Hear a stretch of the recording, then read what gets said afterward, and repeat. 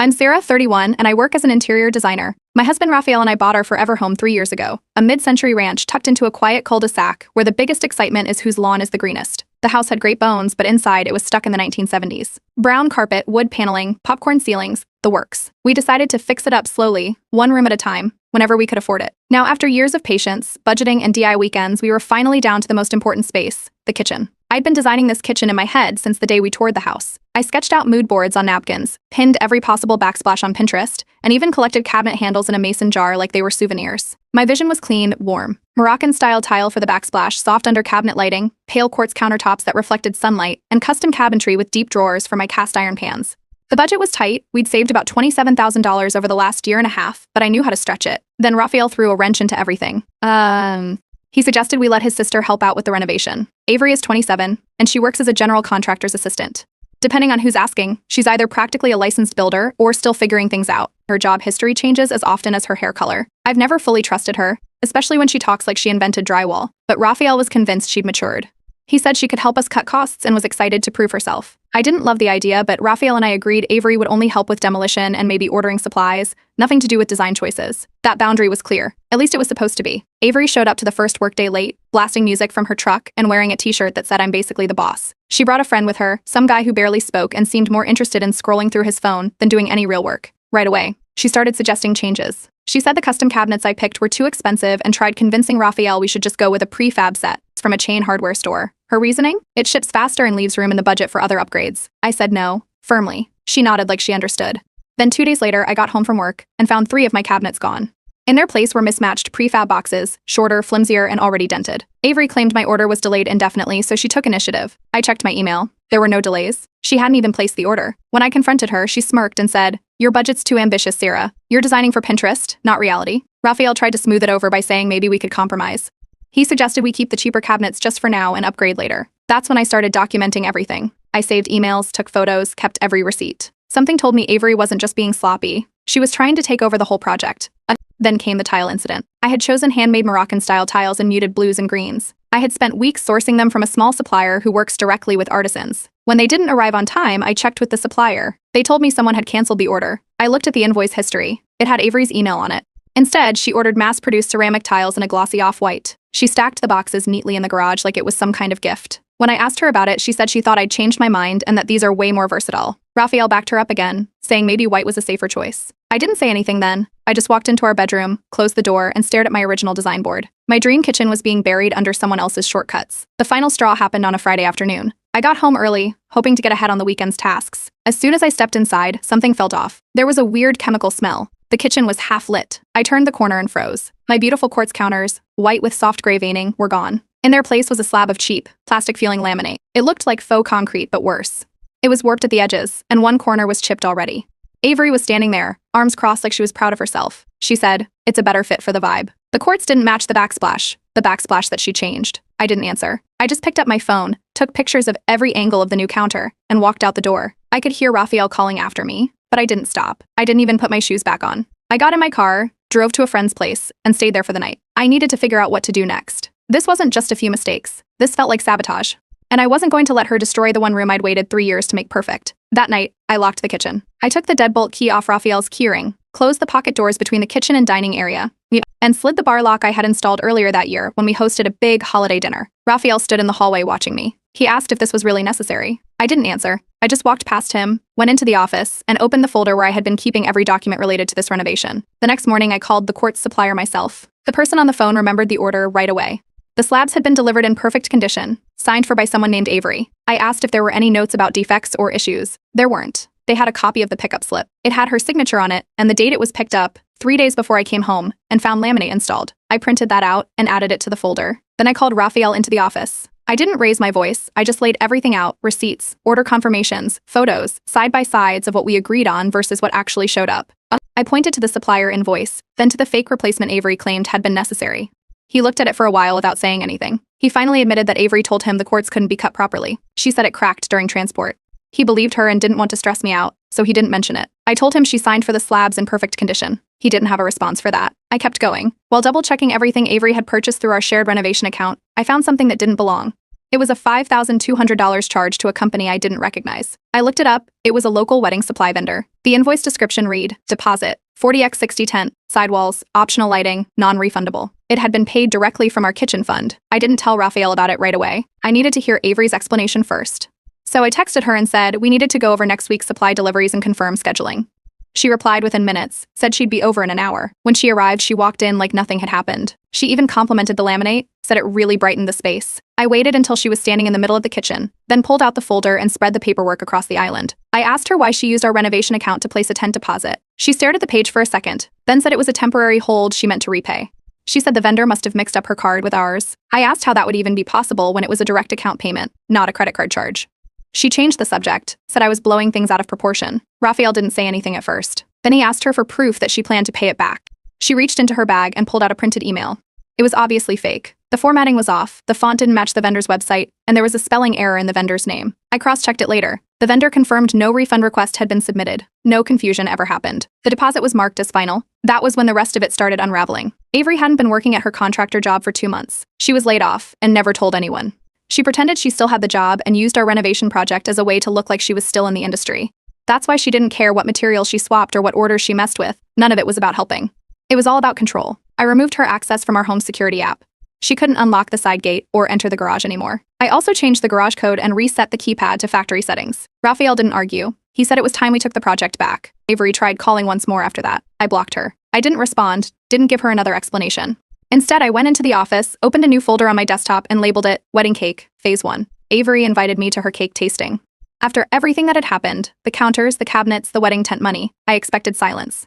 But instead, she sent me a chipper message with a pastel pink flyer attached. Cake samples, champagne, and a preview of her big day. She even included a line about hoping this could be a fresh start. I said yes. 2 days before the tasting, I called the bakery listed on the flyer. The head baker picked up. She recognized my name right away. Her team had hired me 2 years ago to redesign their storefront. I told her I needed a favor. Not a huge one, just one of the test cakes. I asked if it could be gluten-free with an edible fondant sculpted to mimic concrete. I said it was for a design reference. She didn't ask more. She said she had just the thing. The day of the tasting, Raphael and I arrived first. He wasn't thrilled about being there, but he still wanted one last try at keeping the peace. I didn't argue. Avery walked in 10 minutes later with 2 friends I'd seen before but never spoken to. One of them was already filming the bakery interior on her phone. The cakes were set up on a table by the window. 4 flavors, each on its own little pedestal: traditional, vanilla bean, citrus silk, and GF option. All were decorated in muted wedding tones, except the last one. It had a matte, slate gray exterior with a subtle marbled texture. And Avery went straight for the gluten-free cake. She always calls herself sensitive to gluten when it suits her, though I've seen her demolish a bread basket before appetizers even arrive. She cut into it confidently, all smiles, until her knife stopped halfway through. It made a loud scraping sound. Her friends leaned in. She tried again. This time she used more force. The blade bent slightly and barely made it through the center. The baker stepped in right on cue. She explained that this particular cake was part of a modern texture experiment, inspired by industrial design trends. She apologized if it wasn't Avery's style. One of Avery's friends spat her bite into a napkin. Avery pushed her plate away like it had offended her. The other cakes were untouched. Raphael turned to me during the chaos and whispered, "Guess she likes things hard." I didn't say anything, just sipped my champagne. Avery stood up and knocked her chair sideways. She stormed toward the door, yelling about how people keep sabotaging her wedding, and how she can't trust anyone with anything. Her 2 friends followed, one still filming. On the drive home, Raphael stared out the window for most of the ride. Halfway back, he asked if I had something to do with the cake. I turned up the radio and tapped the steering wheel. Later that night, while going through the kitchen design files on my laptop, I noticed something strange. A new follower had saved a bunch of my recent project photos. I clicked the profile. It was a Pinterest account, private, but still traceable to Avery's email. Her wedding board was filled with ideas using my original kitchen colors. Same tile palette, same gold-accented fixtures, even the same pendant lights I picked out for our island. That was when it clicked. She didn't just hijack the renovation to save money. She wanted the design for herself. I went back through our joint renovation purchases. I looked for anything that might still be active under her name. One stood out, the cake vendor she actually booked for the wedding, different from the bakery we'd visited that day. I called them directly. I told them to watch out for last-minute refund requests or fake charges. Just a heads up. The next day, Raphael's cousin sent me a message. He wanted to make sure I was okay. He said Avery had been going around telling everyone I threw a cement block at her during dessert. She twisted the whole story into something dramatic enough to fit whatever version she wanted people to hear. I didn't respond. I opened my laptop, renamed the wedding sabotage folder, and added 2 more tabs: venue, layout plan, and catering, allergies master list. If Avery wanted to turn this into a performance, I was ready to give her an opening act she'd never forget. 3 days after the cake tasting incident, I got an email from Avery. It was a polished PDF attachment from what looked like some kind of invoice software. The subject line was outstanding payment request. I opened it and saw a list of charges totaling $2,470. The breakdown included things like material substitutions, labor disruption recovery, and emergency design corrections due to client volatility. Each line item was vague and overpriced. One even claimed $310 for on-site conflict mediation. Raphael walked into the kitchen while I was reading it. I handed him my phone without a word. He scrolled through the invoice for 10 seconds, then laughed so hard he spilled coffee down his shirt. I didn't respond to Avery directly. Instead, I forwarded the email to Carla, a friend of mine from design school who now works in contract law. Carla asked for everything I had, screenshots of texts, purchase receipts, before and after photos, the tent invoice, even the vendor list from Avery's wedding board. I sent her a zip folder that night. The next morning, Carla drafted a formal response. It was clear and firm. The message stated that the invoice was fraudulent, that there was no contractual agreement between us, and that any further attempts to pursue payment could result in legal escalation. I sent it to Avery's email and CC'd Raphael. That night, she called Raphael. She started the call in tears, loud enough that I could hear her from the next room. She told him she was being targeted, said people in her own family were emotionally abusing her. She kept repeating that she just wanted support and that Raphael needed to step in and take control of the situation before it gets worse. When he hung up, Raphael sat down and said his family was starting to ask questions. Apparently, Avery had told them I was threatening her with lawyers, sabotaging her wedding, and that I'd created a hostile environment over something as silly as a kitchen. He didn't say who exactly believed her, only that some of his cousins had texted him about it. And then he asked if I'd considered de-escalating things. I didn't raise my voice. I didn't start a fight. I just looked at him and said, "That's interesting. She just tried to charge me nearly $2,500 for wrecking my kitchen." He didn't say anything else. Later that night, I was removed from the group chat that Avery had created for wedding planning. Raphael wasn't kicked out. He left on his own. He sent a message before exiting, "We're out." That same evening, I contacted the wedding cake vendor Avery had booked, the one who was supposed to make the actual cake, not the bakery we visited during the tasting. I wanted to clarify that I wasn't involved in any financial arrangements related to the cake, just in case Avery tried something again. The woman on the phone paused for a moment, then asked if I was calling about the payment plan. I told her I had no idea what she was talking about. She explained that Avery had listed me as a co-billing party. According to the file, I was supposedly responsible for covering 50% of the final cake cost as part of a family gift agreement. I told her that wasn't true. I had never agreed to any of it. I sent her the same folder of documents I gave Carla: screenshots, dates, proof of Avery's past misrepresentations. I asked if she needed a signed statement, but the vendor said it wasn't necessary. She thanked me for the clarity and said she would be withdrawing from the contract due to billing confusion and a pattern of miscommunication. Avery lost her wedding cake. The next morning, Raphael's phone lit up with her name again. She didn't bother texting me, she was blocked. But she left Raphael a voicemail saying she felt betrayed, that she never thought her own brother would let this happen, and ended the message by saying, "I hope you're proud. You've made yourself the villain of my wedding story." Raphael played the voicemail out loud and then deleted it. He didn't ask me to respond. He didn't try to explain what she meant. He just stood up, walked into the kitchen, and started loading the dishwasher. That night, I finalized my folder. I renamed it Wedding Cake, Phase 2. I had an idea I'd been working on quietly, just in case things got worse. Now I knew exactly when to use it. Avery wanted to make me the villain. I was going to give her a story worth telling.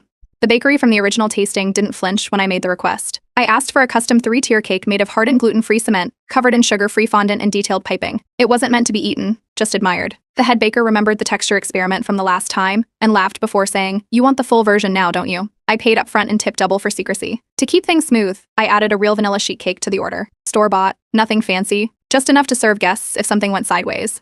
It was delivered to the venue the morning of the wedding and kept in the kitchen fridge with a label reading in case of accidental damage. 2 hours before the reception began, I had the cement cake delivered during a planned vendor shift between the florist teardown and the photo booth setup. No one paid much attention. I met the delivery team myself and helped position the cake on the display pedestal. Then I added the final touches: white gardenias, pale pink roses, edible glitter brushed along the edge, and buttercream-style piping that was sculpted from firm, food-safe molding paste. By the time the guests arrived, the fake cake looked like it belonged in a bridal magazine. People circled around it, complimenting the detailing and the height. One of the servers even asked who made it so he could recommend it to his cousin. Avery walked in wearing a rhinestone-encrusted ball gown and squealed when she saw it. She had no idea it wasn't edible. Raphael stayed by my side. When the DJ announced the cake cutting, he leaned slightly toward me. I didn't have to say anything. He already knew. I nodded toward the center of the room. Everyone gathered. Cameras out. Avery and her fiancé, Eric, stood behind the cake with matching gold-plated utensils. She counted down. Then she pressed the knife into the bottom tier. Nothing happened. She tried again, this time using her body weight. The knife scraped, leaving a shiny mark. A dull thud echoed. Guests looked around. Someone whispered. One of her friends asked if the cake was frozen. A man near the DJ table leaned in and said, "That's not cake." A server came forward cautiously. Avery handed over the knife, confused. The staff member gently tapped the cake. Another thud. Then he lifted the top layer slightly and knocked on it. The sound was unmistakable. Stone, not sponge. The room went quiet. I took a sip of champagne and said, just loud enough, "Looks gluten-free to me." Avery screamed. She pointed at the cake box nearby, yelling the bakery's name like it was a crime scene. Her voice cracked as she accused them of sabotaging her wedding. Some guests looked concerned. Some stared in total silence. Raphael didn't move. Derek looked like he wanted to melt through the floor. He mouthed something to one of his groomsmen, "What the hell is happening?" then took a slow step back from Avery.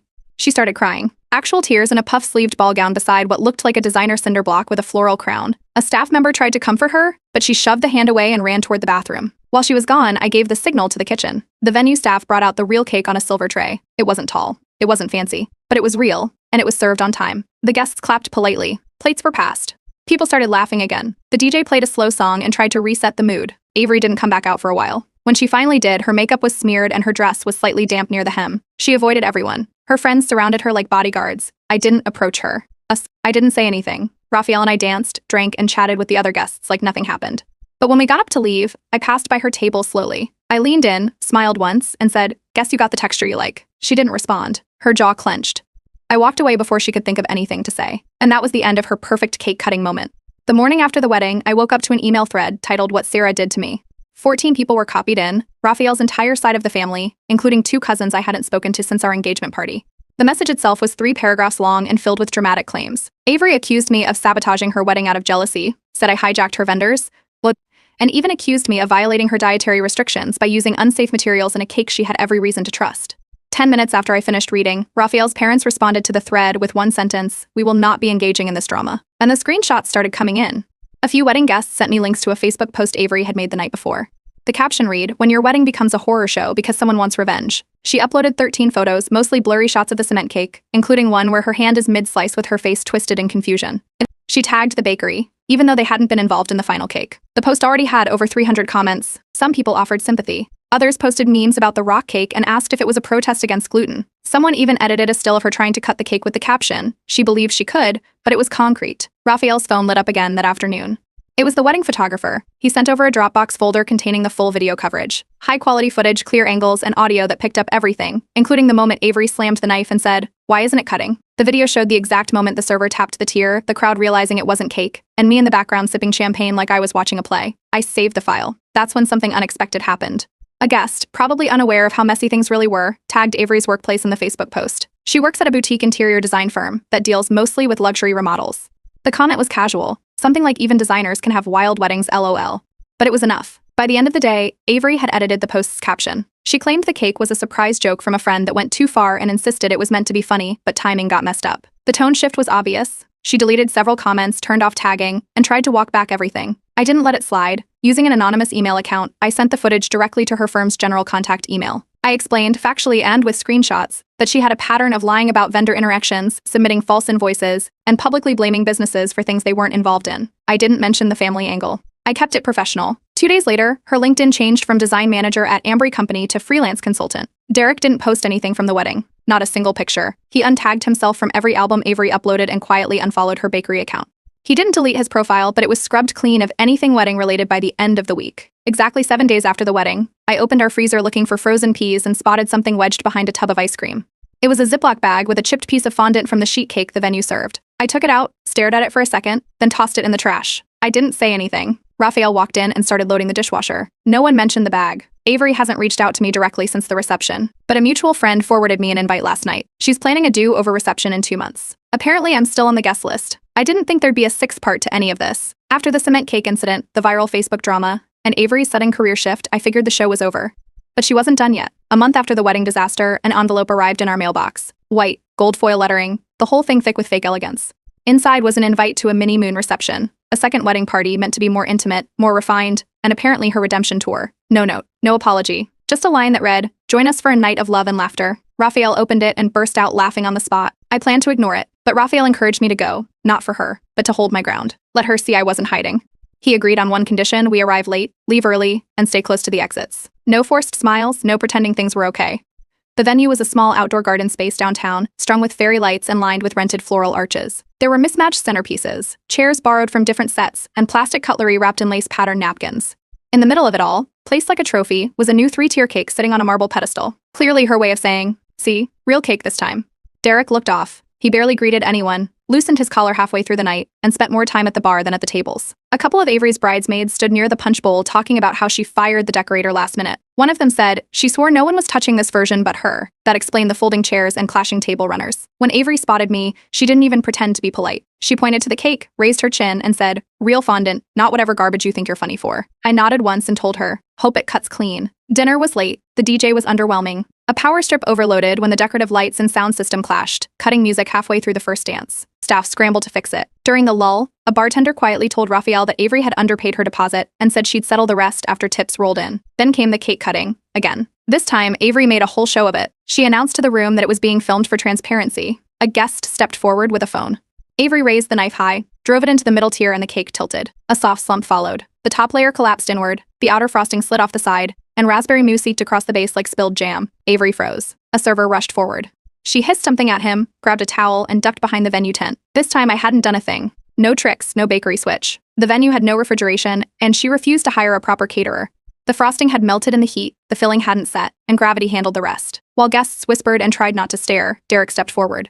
He looked around the crowd, took a deep breath, and said, "Avery, I love you, but I can't do this again. We're done." Then he set his drink down and walked out, just like that. On her second wedding night, no one moved for a few seconds. Then someone near the back clapped once. Another guest poured more champagne and muttered something about needing stronger liquor. I stood there watching, not shocked it happened, just amazed how little it took. On the ride home, neither Raphael nor I said anything for 5 straight minutes. Then he turned to me and said, "You didn't even have to bring cement this time." The next morning, Raphael told me she had texted him one last dramatic message. She accused me of cursing the wedding and the marriage and claimed I brought bad energy that poisoned her event. I told him I didn't want to hear another word about it. He deleted the message and hasn't brought her up since. A week later, her Pinterest wedding boards were gone.